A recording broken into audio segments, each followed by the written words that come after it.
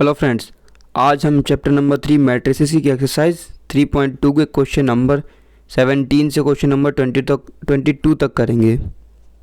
17 question है, if matrix A equals to this and I equals to this, find K so that A square equals to K A minus 2i। Matrix A हमें ये दे रखी है, matrix आई ये दे रखी है, तो हमें के की वैल्यू निकालनी है जो कि इसको प्रूव कर सके ए square equals to K A minus 2i। तो सबसे पहले हम ए स्क्वायर निकाल लेते हैं, क्योंकि अगर जब हम ए स्क्वायर निकाल लेंगे तो यहाँ पे ए और आई की वैल्यू पुट रख करके ए स्क्वायर के बराबर कर देंगे, हमें के की वैल्यू मिल जाएगी। ए स्क्वायर इक्वल्स टू होगा ए क्रॉस ए, तो मैट्रिक्स ए है हमारे पास 3 4 -2 -2, 3 4 -2 -2, 3 3 जा 9 माइनस 4 2 जा 8, 3 2 जा 6 -6 -2 -2 प्लस 4 4 3 जा 12 माइनस 4 2 जा 8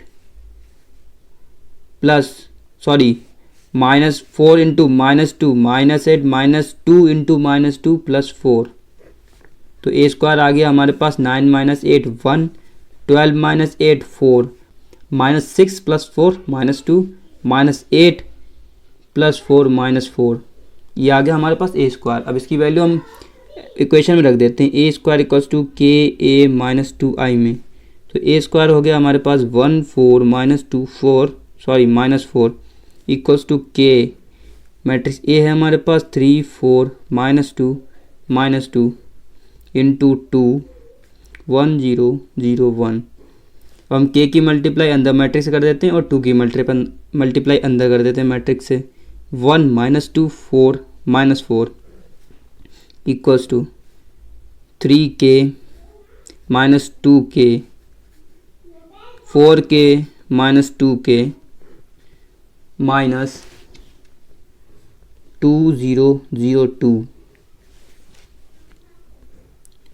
1 4 -2 -4 इक्वल हो गया 3k -2 -2k 4k -2k -2।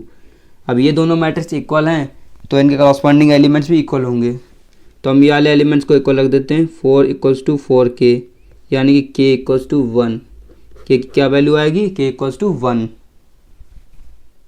18 question है, if a equals to this and I is the identity matrix of order 2, show that I plus a equals to I minus a multiply matrix this। मतलब हमें LHS और RHS को equal दिखाना है जब matrix A हमें ये दे रखी हो। तो हम LHS निकाल देते हैं सबसे पहले left hand side. Left hand side में हमें दिया है I प्लस a,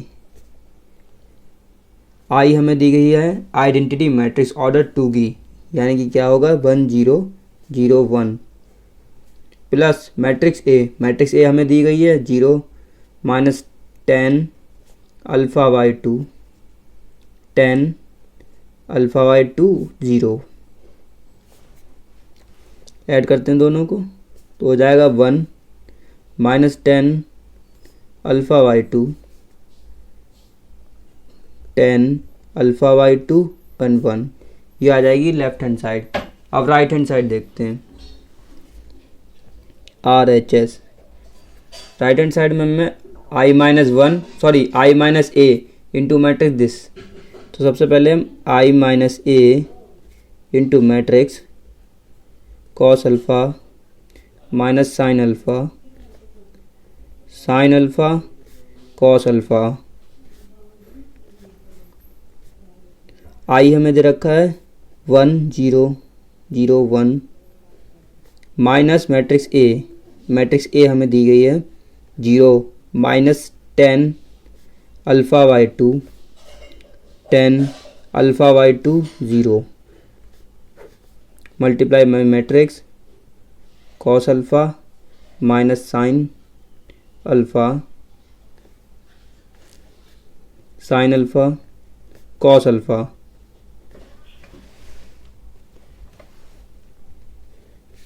सॉल्व करते हैं इसको, 1 माइनस 0 1, 0 माइनस माइनस 10 अल्फ़ा, तो 10 alpha by 2, 0 minus 10 alpha by 2 minus 10 alpha by 2, 1 minus 0 1 into matrix cos alpha minus sine alpha, sign alpha cos alpha. अब हम यहाँ पे कॉस अल्फ़ा की जगह कॉस 2 अल्फ़ा का फॉर्मूला होता है कॉस 2 अल्फ़ा इक्वल्स टू होता है 10 में 1 minus 10 square alpha upon 1 plus 10 square alpha. ये फॉर्मूला होता है कॉस 2x का, सॉरी कॉस 2 अल्फ़ा का। तो अगर हम कॉस अल्फ़ा का निकालेंगे तो हमारे पास क्या फार्मूला आएगा, 1 10 alpha by 2 minus 10 alpha by 2 1। अब अगर कॉस अल्फ़ा के लिए लेंगे हम तो कॉस अल्फ़ा बराबर हो जाएगा 1 minus 10 square alpha by 2 1 plus 10 square alpha by 2।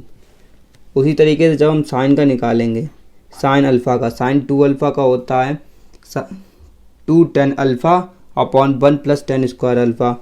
तो साइन अल्फ़ा का निकालेंगे तो हो जाएगा 2 10 alpha by 2 upon 1 plus 10 square alpha by 2।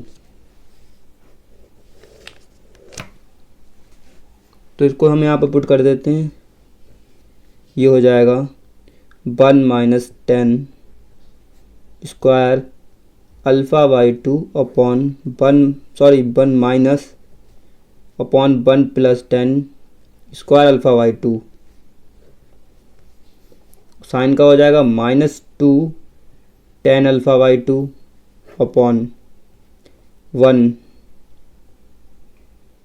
Plus 10 square alpha by 2, 2 10 alpha by 2 upon 1 plus 10 square alpha by 2, 1 minus 10 square alpha by 2 upon 1 plus 10 square alpha by 2। अब हम इसे solve करेंगे तो ये काफ़ी कॉम्प्लिकेटेड हो जाएगा। तो मान लेते हैं let x equals to 10 alpha by 2। जब हम x equals to 10 alpha by 2 लेंगे तो ये हो जाएगा 1x minus x 1 minus x square upon 1 plus x square minus 2x 1 plus x square 2x upon 1 plus x square 1 minus x square upon 1 plus 2x square. ये आ जाएगा हमारे पास। अब इसमें से हम इस मैट्रिक्स में से 1 upon 1 plus x square common ले लेते हैं, 1 अपॉन 1 प्लस एक्स स्क्वायर। तो हमारे पास मैट्रिक्स बचेंगी 1x माइनस एक्स 1 और इधर बचेगी हमारे पास 1 minus x square minus 2x 1 minus x square. अब इन दोनों मैट्रिक्स को हम मल्टीप्लाई कर देते हैं।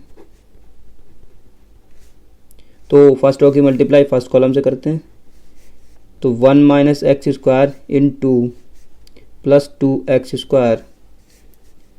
फर्स्ट रो की मल्टीप्लाई सेकंड कॉलम से करते हैं, minus 2x upon plus 1 minus x square, sorry x minus x cube, क्योंकि x से जिसकी मल्टीप्लाई करेंगे तो x बन जाए x minus x square into x cube. अब सेकंड रो की मल्टीप्लाई फर्स्ट कॉलम से करते हैं, तो minus x plus x cube plus 2x। अब सेकंड रो की मल्टीप्लाई सेकंड कॉलम से करते हैं, 2x square plus 1 minus x square. तो सॉल्व करते हैं, 1 upon 1 plus x square 1 minus x square plus 2x square हो जाएगा प्लस का एक्स स्क्वायर। तो यहाँ पे देखिए माइनस 2x प्लस एक्स और माइनस का एक्स क्यूब, तो माइनस का एक्स क्यूब माइनस एक्स। यहाँ पे देखिए x cube plus 2x minus x means plus का एक्स, और यहाँ पे 2x square minus x square means x square plus 1 upon 1 plus x square 1 plus x square. अब यहाँ से हम माइनस एक्स कॉमन ले लेते हैं, माइनस एक्स कॉमन लिया, अंदर आ जाएगा 1 प्लस एक्स स्क्वायर, यहाँ पे भी एक्स कॉमन, यहाँ पे एक्स कॉमन ले लेते हैं तो हो जाएगा 1 प्लस एक्स स्क्वायर और यहाँ पे हो जाएगा 1 प्लस एक्स स्क्वायर। अब पूरी मैट्रिक्स में से हम कॉमन ले लेते हैं 1 प्लस एक्स स्क्वायर और 1 प्लस एक्स स्क्वायर पहले से ही बाहर था तो दोनों की मल्टीप्लाई हो जाएगी। यहाँ पे आ जाएगा 1, इधर आ जाएगा माइनस एक्स, यहाँ पे एक्स आ जाएगा, यहाँ पे आ जाएगा 1 plus x square 1 plus x square cancel हो जाएंगे तो आ जाएगा हमारे पास 1 minus x x 1।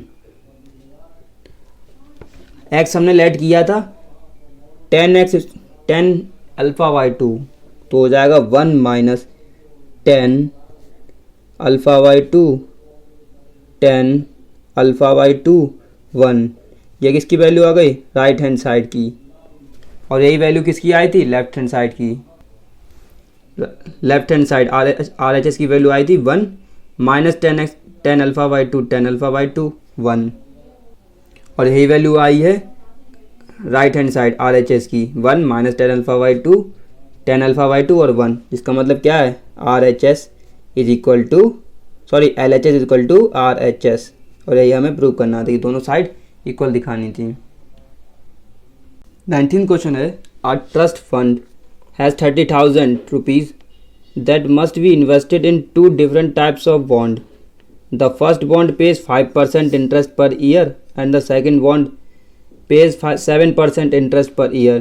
Using metric multiplication, determine how to divide 30,000 among the 2 types of bond. If the trust fund obtain an annual total interest of this. तो सबसे पहले trust fund के पास कितने रुपए हैं? 30,000 रुपीज़ है उसके पास और उसको 2 बॉन्ड्स में डिवाइड करने हैं। मान लीजिए फर्स्ट बॉन्ड को उसने एक्स रुपीज़ दिए तो सेकंड बॉन्ड को वो कितने देगा? 30,000 माइनस एक्स। अगर मान लो अगर एक्स इक्वल टू 10,000 है, मतलब फर्स्ट बॉन्ड को उसने 10,000 दिए तो दूसरे को 20,000 देगा ना। और फर्स्ट बॉन्ड है वो 5% का इंटरेस्ट पे कर रहा है पर ईयर और सेकंड बॉन्ड 7% का। अब हमें मैट्रिक्स मल्टीप्लिकेशन का यूज़ करके बताना है कि 30,000 रुपीज़ कैसे डिवाइड होंगे इन दोनों में कि हमें टोटल इंटरेस्ट मिले 1,800 रुपये का। फर्स्ट पार्ट है 1,800 रुपये का टोटल इंटरेस्ट मिले। तो सबसे पहले तो हमें कितने रुपए मिले उनको मैट्रिक्स में लिख लेते हैं एक्स और सेकंड बॉन्ड को मिले 30,000 माइनस एक्स। अब देखते हैं इंटरेस्ट कितना लग रहा है। इंटरेस्ट है 5%। अब सेकंड वाले पे लग रहा है सेकंड बॉन्ड पे 7%। अब हमने फर्स्ट मैट्रिक्स का ऑर्डर लिया 1x2 और सेकंड मैट्रिक्स का ऑर्डर लिया 2x1, क्योंकि अगर फर्स्ट मैट्रिक्स का जब number of columns second matrix की नंबर ऑफ रोज के बराबर होते हैं तभी हम मल्टीप्लाई कर सकते हैं। इसलिए हमने उनके अमाउंट जो बॉन्ड्स ने अमाउंट फंड से मिले हैं बॉन्ड्स को वो फर्स्ट रो में हमने रो की फॉर्म में लिखे हैं, रो मैट्रिक्स की फॉर्म में, और जो इंटरेस्ट उन पर लग रहा है वो हमने कॉलम मैट्रिक्स की फॉर्म में लिखे हैं। अब देखिए इनको मल्टीप्लाई करते हैं और इक्वल टू कितना हमें मिल रहे हैं रुपीज़ 1,800।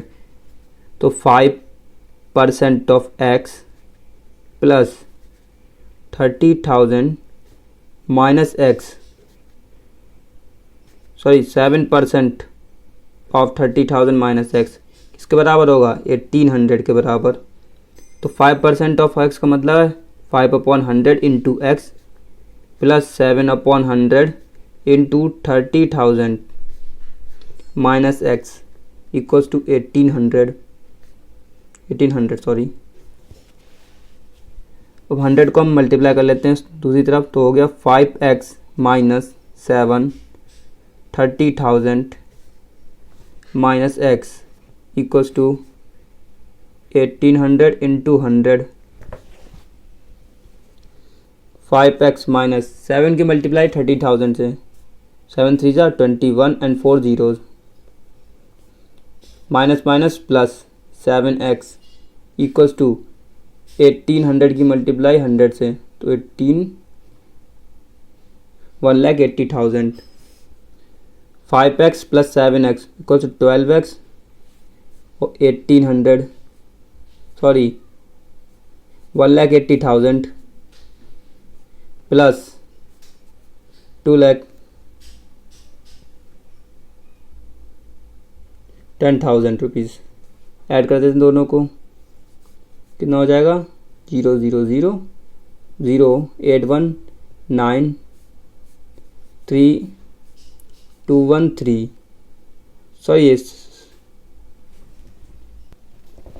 सॉरी यहाँ पे प्लस होगा, ये प्लस है, ये माइनस का हो जाएगा और ये इधर आके माइनस होगा, ये यहाँ पे गलत हो गया है। तो ये हो जाएगा माइनस का 2x equals to 1,80,000 minus 2,10,000 rupees. Minus 2x equals to 30,000 minus 30,000, minus minus cancel, then x will be equals to 15,000 rupees. It means both first bond को मिलेंगे 15,000 रुपीज़, सेकेंड बॉन्ड को भी मिलेंगे 15,000 रुपीज़।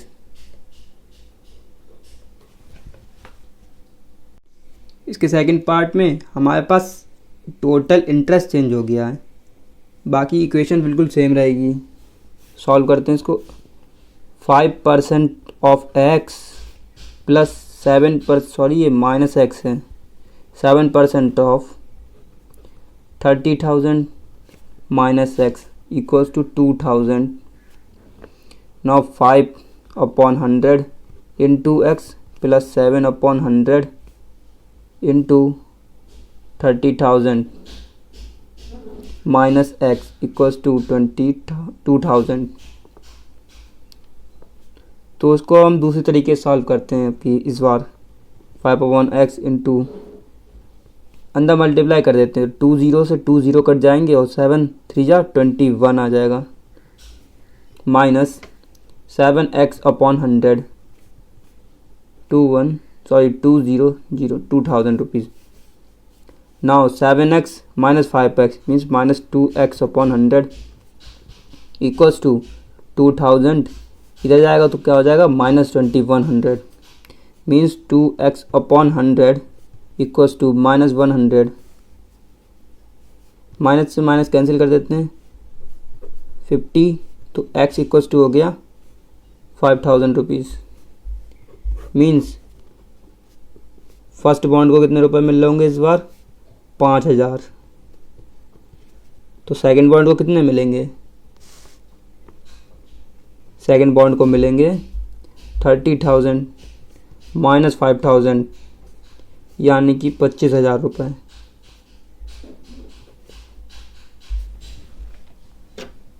क्वेश्चन है, the book shop of a particular school has 10 dozen chemistry books, 8 dozen physics books, 10 dozen economics books. Their selling price are 80, 60 and 40 each respectively. Find the total amount of the workshop will receive from the selling all the books using matrix algebra. तो हमें ये निकालना है कि total उसे कितना amount मिलेगा जब ये सारी बुक्स बिक जाएंगी. तो सबसे पहले बात करते हैं केमिस्ट्री बुक की. केमिस्ट्री बुक्स कितनी है 10 dozen. 10 dozen means 10 into 12 means 120 books. Physics books कितनी है फिजिक्स की है 8 डजन बुक्स. 8 डजन का मतलब है 8 इंटू 12 मीन्स 96. और इकोनॉमिक्स की बुक्स हैं 10 डजन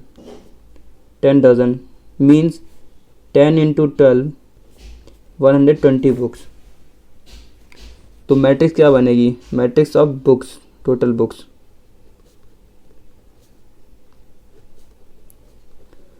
टोटल किताबों की मैट्रिक्स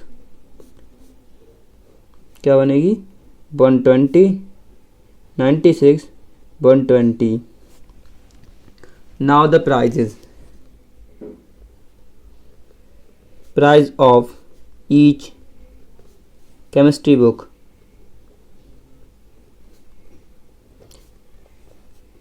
कितने रुपए की है? एक केमिस्ट्री बुक है 80 रुपए की। Price of each physics books. एक फिजिक्स की किताब 60 रुपए की है। और price of each economics book.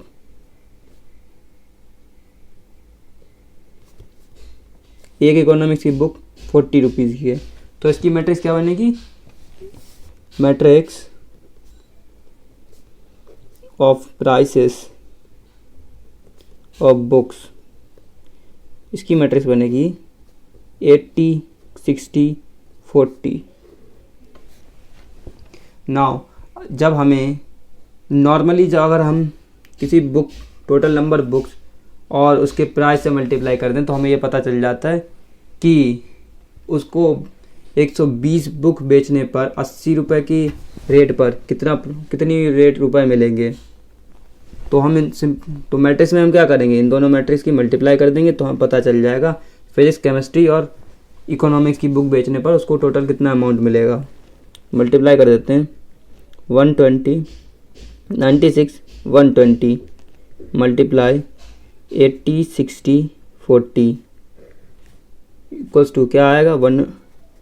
120 into 80 plus 96 into 60 plus 120 into 40।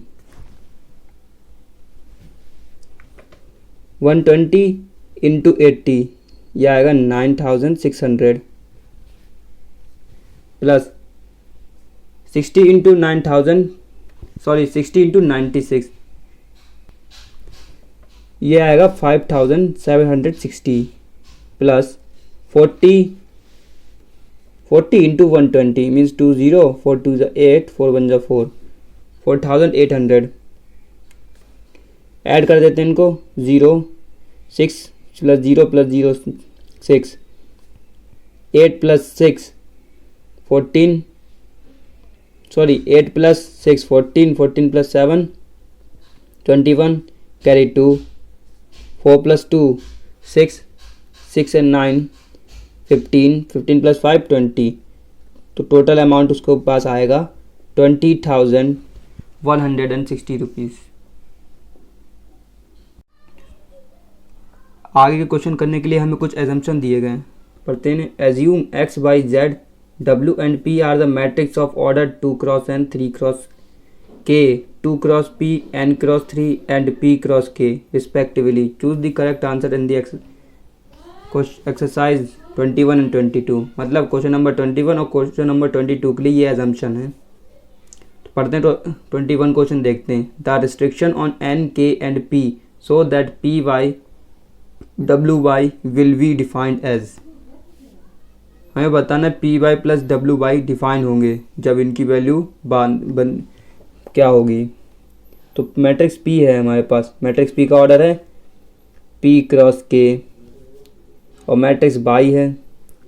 Matrix by का ऑर्डर 1 2 मीन्स है 3 क्रॉस के का इक्वल्स टू दी गई प्लस दूसरी दी गई है हमें डब्ल्यू। मैट्रिक्स डब्ल्यू है हमारे पास, उसका ऑर्डर है n क्रॉस 3 का। n cross 3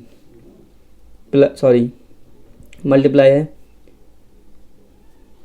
multiply W multiply Y matrix का ऑर्डर दिया गया 3 क्रॉस के। अब इनको हम ऐड कब कर सकते हैं? देखिए पी बाई कब मल्टीप्लाई होगा? जब इन दोनों का ये दोनों सेम होंगी। ये दोनों सेम होंगे, इधर तो सेम है तो इन दोनों का मल्टीप्लाई कर सकते हैं। फर्स्ट मैट्रिक्स के number of rose columns, second matrix के नंबर ऑफ रोज इक्वल हैं तो इन्हें मल्टीप्लाई कर सकते हैं। तो इनका ऑर्डर क्या आएगा? डब्ल्यू बाई आ जाएगा। डब्ल्यू बाई का ऑर्डर n क्रॉस के का हम इनको कब मल्टीप्लाई कर सकते हैं, जब k इक्वल्स टू क्या हो, k इक्वल्स टू हो 3। नाउ p बाई, और p बाई का ऑर्डर क्या आ जाएगा, p क्रॉस k। अब इनको ऐड करें, अगर हम इनको ऐड करेंगे तो इन्हें ऐड करने के लिए ऑर्डर क्या होना चाहिए, सेम। तो नंबर ऑफ़ कॉलम्स तो सेम है दोनों मैट्रिक्स में, नंबर ऑफ़ कॉलम जब सेम है तो ऐड करने के लिए रोज भी सेम होनी चाहिए। तो क्या होगा, p इक्वल्स टू क्या होगा, n। कौन सा ऑप्शन है, फर्स्ट ऑप्शन हो जाएगा कि मैट्रिक k की वैल्यू होगी 3 और p इक्वल्स टू होगा n। क्वेश्चन नंबर 22 है, if n equals to p, n p के बराबर है, then the order of the matrix 7x minus 5z। तो मैट्रिक्स x का ऑर्डर क्या है, मैट्रिक्स x का ऑर्डर x का ऑर्डर है 2 क्रॉस n माइनस, और 5 z मैट्रिक्स का ऑर्डर क्या है, z मैट्रिक्स का ऑर्डर है 2 इंटू पी, z मैट्रिक्स का ऑर्डर है 2 इंटू पी।